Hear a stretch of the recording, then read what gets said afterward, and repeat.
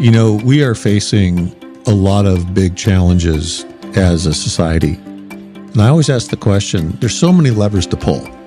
What's going to have the biggest impact? I think the answer is energy. Clean, sustainable, environmentally friendly energy. You're listening to Good Clean Energy. I'm your host, Jim McNeil. For years, physicists, plasma physicists, have been under the impression that the hotter that a plasma gets in a field reverse configuration reactor, the less stable it becomes. That this was due to a stacking or a building up of fast ions. I mean, this is above some people's, pay grade in terms of understanding it, but the general outcome was that an FRC could not become big enough to become a viable commercial power generator. I'm joined today by Roelof Groenewald, who is a computational physicist at TAE and is responsible for being the co-author of a paper that basically, turns this whole theory upside down. It proves that the simulations were incorrect, and in practice, the science, the actual physical operation of the machine, was what you needed to follow. Roelof, welcome to Good Clean Energy. Thank you so much. Hi, Jim. Perhaps we should start with a basic background of what an FRC is. Can you explain what that is and what role plasma plays inside of it?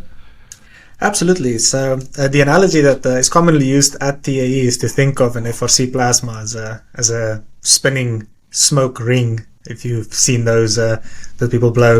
I think for listeners that are maybe more in tune with different fusion approaches that people generally use, a good analogy is to start thinking from the donut kind of tokamak picture, where you have fields that go the long way around a donut. The FRC is kind of the other extreme of that, where instead of the lines going the long way around the donut, the magnetic fields goes the short way around the donut, through the hole in the middle of the donut. Yeah, I kind of think of it as a tokamak is like a hula hoop. The plasma spins like a hula hoop around your hips, and it never is exactly parallel to the ground. And an FRC is like a football spinning through air, but it's held stationary inside of the linear, machine. Is that fair? Yeah. That's a nice way to think about it. And what we're talking about is the super hot plasma. It's the fourth state of matter, right? There's solids, liquids, gases, and then there's plasma. Exactly, where the electrons are stripped off the atoms, and the whole thing is a soup of charged particles. And we need the plasma because what happens in a plasma? Well, what we really need is for extremely hot particles to collide with each other so that they will fuse. And the only way that we can get enough energy at the point where there's enough energy in the particles for that to happen, they can't hold on to their electrons anymore. The benefit is that once you have these charged particles, they tend to stick to magnetic field lines. So you can confine these particles in a region of space if you're setting up magnetic field lines to kind of hold them in that bit. So it kind of is a benefit that nature gives us, where in the state where particles will fuse, they are also charged, and that allows us to confine them with a magnetic field. Okay, yeah. So let me unpack that for just a second. So we're talking about super hot temperatures. So to get to boron fusion, we're talking about 1.5 billion degrees C. So that's obviously really hot. And significantly hotter than the sun. Yeah, like 1,000 times hotter than the sun's core. And to keep that in control, there's no material in the universe that can suffer that kind of heat. So we hold it in a magnetic cage. What was the prevailing, logic or wisdom or theory about FRCs and why FRCs were not a viable solution for fusion? So the special thing about FRCs compared to most other magnetic confinement approaches is that in an FRC, the magnetic field that we use to confine the particles are generated by the plasma itself. That means the current that creates the magnetic field is the plasma current itself. And specifically in an FRC, what that results is, as you mentioned before, we have this linear machine that have external magnetic coils, and inside that we set up this kind of football-shaped plasma that has a field reversed region, right? That's the field reverse part of the FRC. That aspect you can think of as, I'm sure all your listeners have played with magnets, where if you hold one magnet and you hold another magnet up with the opposite polarity, or I guess the same polarity, the magnets will tend to want to spin around. They repel each other. Yeah, and they want to flip around so north and south poles align. If you push Right. two north poles together, they want to flip around. Yeah. And that flipping motion, that tilt, is the same thing that occurs in FRCs, because we have this magnetic dipole, as we call it, that's oppositely aligned to the external field. It wants to flip around. It wants to tilt. So the field we're talking about is moving from one end of the football to the other, and then it reverses. What causes that reversal of the field? That is the plasma current that we were describing before. So that the currents flowing inside the plasma itself creates such a strong magnetic field that it can overcome the external field and set up this region of reversed field. Right. And so the distinct difference between an FRC and, say, a tokamak is the tokamaks, they're building these super powerful magnets that are like 20 Tesla magnets, and they need that because their plasma doesn't create its own magnetic field, right? Yes, exactly. So what plasma physicists think of in this, we call it plasma beta. So beta is the ratio of pressure of the plasma against the external pressure of the magnets. Yes. And it's high in an FRC because the FRC creates its own magnetic field, and it's low in a tokamak because a tokamak doesn't. Is that true? That is exactly right. Yes. Okay. And that's what makes FRCs special. And that's what makes FRCs conceivably being able to run with advanced fuels like proton and boron fuels, as you mentioned, the PB11 fuel or deuterium helium-3. You can kind of think of beta as almost a measure of the economical efficiency of a reactor. Okay. So with a higher beta, you're going to get a higher Q. You're going to get, greater energy out than in. At a fixed magnetic field, yes. Yeah. So if yeah. you're comparing the same magnetic field, yes, exactly. Right. Okay. So, well, then why wouldn't everybody just go build an FRC? Because you don't have to pay for super expensive high temperature superconducting magnets or make them, 2 stories tall. It makes a lot more sense. Why hasn't the entire industry chased an FRC? Well, that's the critical thing, right? To have fusion happen in the first place, you need to have a plasma that's stable, that's going to stick around. And lots of people have done various analysis on different machines and how stable they are. And in particular, for FRCs, there were analysis done in the 70s with sort of very simple models suggesting that FRCs would be very unstable, specifically due to this tilt motion that we described before. Yeah, what was causing that tilt motion? It was the buildup of fast ions? In that specific case, it's simply this misaligned magnetic dipoles, as we were describing with the magnets that you hold North Pole to North Pole and they want to flip around. Mm-hmm. Those FRCs didn't have fast ions in them, and those analysis didn't have. They were purely thermal FRCs. Okay. Well, yeah, but I mean, like you said, anybody who's ever held, 2 magnets close together knows it's almost impossible to hold them steady, negative to negative, right? So it would kind of make sense that the plasma would tilt, wouldn't it? Yes, from that sort of picture it would. The benefit is that the reality is a plasma isn't this rigid object like a magnet that we're holding. The plasma is, a collection of many particles, and those particles are moving around. The idea is that the analysis that was done at that point, that is this sort of basic magnetohydrodynamic analysis, treats the plasma as a kind of rigid body. And in that analysis, the FRC is very unstable.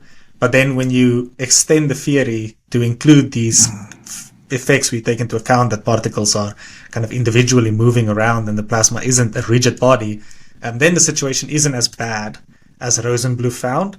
Instead, this situation came out, the results show that there's a strong dependence on the radius of the plasma, that at small radii, the FRCs would be stable, but as the radius gets very big, it would become unstable again. And there was this kind of trend towards Rosenbluth's results as the radius increased. So most physicists would look at that and say, well, if I want to build a gigawatt power plant, that's not going to work because I'm going to have to be at a certain scale, and the plasma is no longer going to be stable, based on Rosenbluth, who is like the father of plasma physics, right? Yeah, absolutely. Rosenbluth was one of the sort of initial, as you said, fathers of plasma physics pushing for fusion research. And analysis done in the 90s showed that if you want to have ignition in an FRC, your radius would need to be 1 to 2 meters. Oh, so And it's out of the question you can get there with an FRC. That's just never going to work, according to Rosenbluth, right? Exactly. Okay, so Unless you make it very, very long. how did you prove this to be wrong? So also in the 90s, it was found from simplified models that if you had a large number of particles that were very energetic, whose orbits span the entire size of the FRC, that would create a stabilizing effect against this tilt. This you can almost think of, right, as a top that has a heavy top. If you spin that, it can sort of balance on a point. Right. It's a similar effect to that, where as long as you have enough particles that move through the entire FRC, they would stabilize it. We call such particles fast ions. Fast electrons would also work, but fast ions are easier to do, and that is what TAE does. And so this effect was theorized to stabilize the FRC against tilt. But you have to have enough of these fast ions. Okay, let's unpack a little bit of this so people understand. One of the things you can help us understand is that there's a direct correlation between fast and hot. You want to talk about that? Absolutely. So when we talk about hot, if we talk about temperature of something, we're really talking about the average kinetic energy that particles would have of that temperature. And of course, the more kinetic energy a particle has, the faster it moves. Right. So we think fast and think hot. So heat and temperature and energy are kind of interchangeable here. Yes. Yeah. For in simple terms, I'm sure that absolutely. Yeah. I so, guess and we're talking about us, particles. right, we're talking about particles that are not moving at walking speed. They're moving at thousands of miles an hour. Absolutely. Yeah. Or tens of thousands of meters a second, or some insane number, tens of thousands kilometers per second. Yeah. So basically, a measurable percentage of the speed of light we're talking about fast.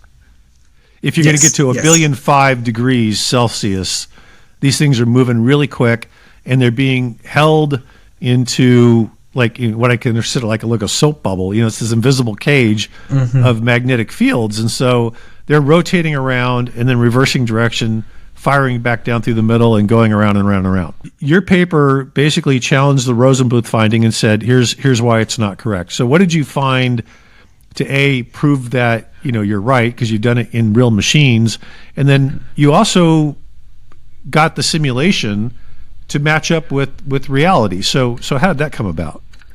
Yes, so the theory and the expectation was there that fast ions, these energetic particles, would stabilize tilt. But as I mentioned, the critical thing is that there has to be enough of them.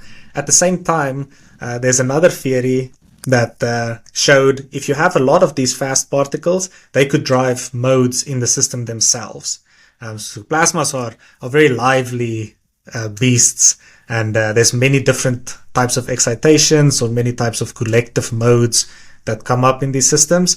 And so the kind of issue that computational physicists specifically had was we were kind of between this rock and a hard place, where on one hand, we have to have enough fast ions in order to stabilize that tilt mode we talked about. But then simultaneously, this other aspect of the system said that if you have a lot of these particles, they will drive modes that we call energetic particle modes or fast ion driven modes. And up until this recent work that we did, attempts to simulate the stabilization of tilt by having enough fast ions always ran into this problem where those systems would be very unstable to beam driven modes. So it was never possible to show the stabilization, because while you don't get the FRC disrupting due to tilt, you do get it disrupting due to a beam-driven mode. And the beams, so people understand, they're basically the fuel injectors of the fusion device. They're exactly. Introducing really fast particles. The particles are neutral because they have to pass through a magnetic wall. And then when they encounter the particles inside of the magnetic cage, they assume the charge of that particle that they encounter, right? Yes. So they become charge charged. Exchange. Exactly. Yeah. And so if you think about a top, I like to think about a basketball on your finger, because a top, you pull a string and it spins and it's stable, but as it loses energy, it starts to wobble and it falls down. Mm-hmm. What we have to have is a top that's constantly being spun faster, like a basketball on your finger. And in this case, our finger, we have the finger holding it up, which, is kind of the center of the magnetic field, and the fingers on the outside are beams, 8 beams that are spinning the ball faster and faster and faster and faster. And the faster it spins, the hotter it gets, and you proved the more stable it becomes. Yes, exactly. We showed that you could have a large radius and still have a stable evolution, which at this point, computation and theory is very much a following experiment, because TAE has demonstrated this, 10 years ago. But the math didn't match up with the reality. Yes, exactly. The sort of specific way that we thought about the fast ions was the critical bit that we figured out in this paper. So I talked about these beam-driven modes that you can get. If you have lots of these energetic particles, they will drive modes for themselves. But the kind of theory that said there's a limit on how many of these you can have, that part essentially was incomplete. That it's not really a limit on how many, it's a limit on what type or exactly how they behave. And we showed that if we capture in our modeling self-consistently how the FRC, right, this magnetic configuration, responds to kind of increasing numbers of these particles being added to the system, it will relax in such a way that it pushes out the fast ions, the energetic ones that would drive the mode, but keeps the ones that don't. So we could find that you can simultaneously have large amounts of this fast ion current that gives you stability against tilt, while simultaneously not driving the system to be unstable to these beam-driven modes. So originally the thought was that the fast ions would create a wave that would destabilize the plasma. Is that correct? That's exactly correct. But you discovered that there are these little micro perturbances or discrepancies that take place and kind of breaks up that wave. That is right. Yes. And again, here theory is kind of following experiment, because experimentally these we call them microbursts have been observed going back to C2U, almost 10 years ago. Yeah. C2U, also known as Norman. Well, I guess exactly. Yeah. So I guess I think about this, from a layman's standpoint. If you have a really big earthquake, near a body of water, you create a huge wave or a tsunami. But in this case, we have these little micro perturbances, which are maybe like little micro counter waves that break up the huge wave into smaller waves, and so you don't necessarily flood the town or tilt the plasma. Is that reasonable? Yeah, exactly. That's a good way to think about it. Okay. So the paper demonstrated that we can have stable plasma at scale, which we need for a power plant. But how did you correct the simulation? You guys have been working with a language called WarpX. Can you talk about that for a minute? Yes, the code we're using is WarpX, which is this excellent code developed by a group at Lawrence Berkeley National Lab primarily. It's an open source code. It's a community code, so people are contributing from it from all over the world. But the code was originally built for this exascale project. For the Frontier computer. For all of the exascale computers that the DOE is building, of which Frontier was the first one, exactly. So this code allows us to run simulations a lot faster than people were able to before. And this kind of puts us in a position that we could look at what we call transport timescales in the system. So if you think about a reactor, this fusion reactor, there's lots of different processes going on, and those processes happen on kind of individual scales depending on the physics that drives them. So historically, people were able to only look at short time scales, things on the tens of microsecond, dynamics in the system. But now, because we're using this code that is so much faster than what people had access to before, we can run simulations, past a millisecond of simulation time. So, order 100 times longer than people did before. The outcome of this is, with just a neutral beam driven plasma, we can prove stable plasma, and we can prove it gets more stable the hotter and more energetic it becomes. And you were talking about density. Obviously, density or number of particles, that's really important, because what we really want is a plasma full of atoms that are going to get hot enough and fast enough to merge, right? Yes, exactly. And this is, as you mentioned, scaling. What we're interested in is being able to run simulations now that we have the ability to reproduce what we're seeing experimentally on the current machine and verifying it by comparing sort of specific observables from the simulation to the experiments, such as those microbursts we described. That gives us confidence that the simulations are reproducing what the experiment is doing, and then allows us to confidently say, let's simulate what a hypothetical next machine would look like, and then what the machine after that would look like. And we can see how does the stability and the temperature, the confinement properties change as we kind of successively step towards bigger reactors that eventually gets to the kind of reactor that would form a fusion power plant. Right. So now that you have more confidence in the accuracy of your simulation, which has been proven by real experiments, you could start to trust it to try out new things. Like, for instance, the current norm configuration is running 8 neutral beams. We don't know if the first commercial plant is going to need 12 beams or 4 beams or 24 beams, right? Exactly, and we don't know what the optimal energy for those beams would be. So norm injects fast ions at 15 kilo electron volts and some at 30 kilo electron volts. Maybe for a reactor we would want to have some much higher energy, like maybe 850,000 electron volts. Yeah, who knows, right? And these are the kinds of questions that we can explore with the simulation now. Do we want more current rather than more energy? Do we want a different angle on the injection of these beams? Things of that sort. Right. So we can run those experiments in the simulation and test them and get the answers that we need before we start cutting metal. Exactly. It's a lot cheaper for us to run a simulation than it is for the engineers to design and build a reactor and commission it and test it. Well, how long does it take to do this? So let's say you start with 4 beams, and then you want to do 6, and then you want to do 8. Is this like a day at a time, a week at a time, a month at a time? What does it take to iterate on those models? Currently, it's a couple days. So running a single simulation would take, say, 5 days if we want to run it for these very long scales, right? So up to a millisecond or so on. But this is where we really benefit from these giant computers that the DOE has built and that they kindly make available through grant proposals to the public, where we can run many of these simulations at the same time. So as we talked about Frontier earlier, it has thousands of computers, of nodes. If we only need 4 at a time, then maybe we can run on 100 and run 25 simulations at the same time.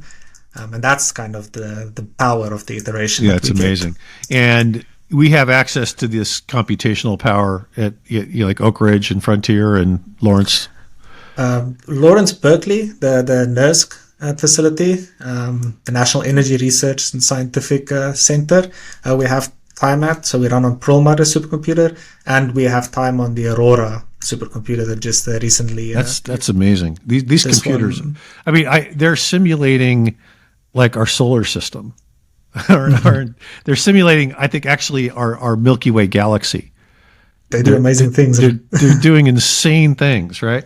So what kind of feedback have you had on the paper so far from your community? Of course, people are excited about this. I've had some people reach out that have worked on these topics 10 years ago, and I've kind of encountered these beam-driven modes. They've been very excited to see kind of the next step in this understanding forming.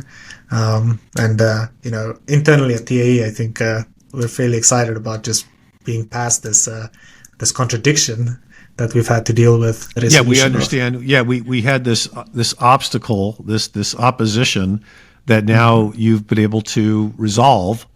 And so there should be no longer any debate about how big an FRC can get and how energetic it can become, right?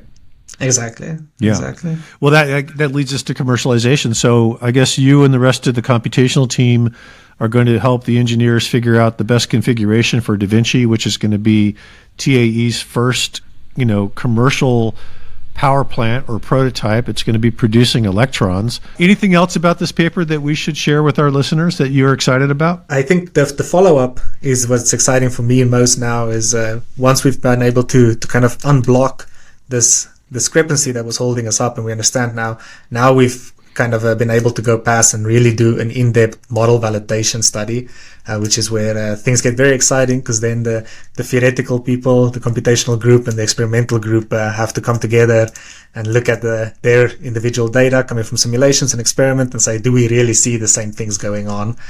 So it seems to me now that TAE has achieved this great breakthrough where we've removed the formation sections of the machine, so we're no longer creating smoke rings of plasma and colliding them together. We're just taking a seed plasma and heating it up with neutral beams. We've cut the hardware, in half. We've reduced complexity. It's a much simpler device. So from what I understand, the real tall order to get to commercial fusion is we have to increase beam power. And you said we're at 30 or 40,000 1,000 volts of energy, but we know that we're probably going to have to get up as maybe high as 850,000 volts.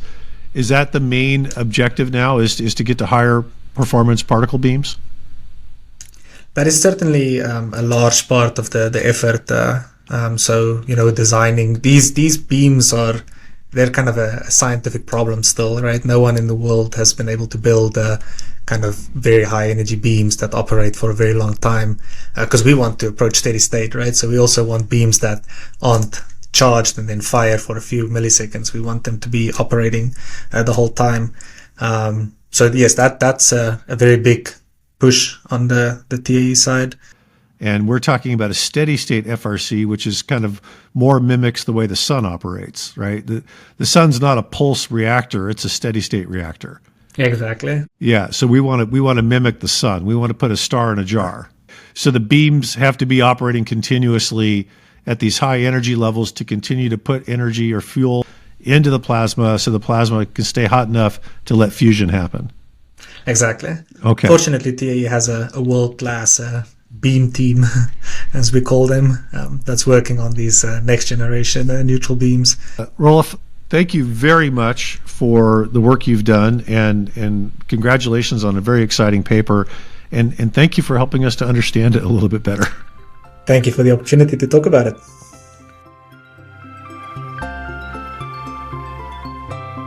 Thank you for listening to Good Clean Energy. This season, we're going to unpack all the things that are going to make fusion a reality. I mean, really, the energy source that's going to power the planet for the next 100,000 years. I'm pretty excited. I hope you are too. Thanks for listening.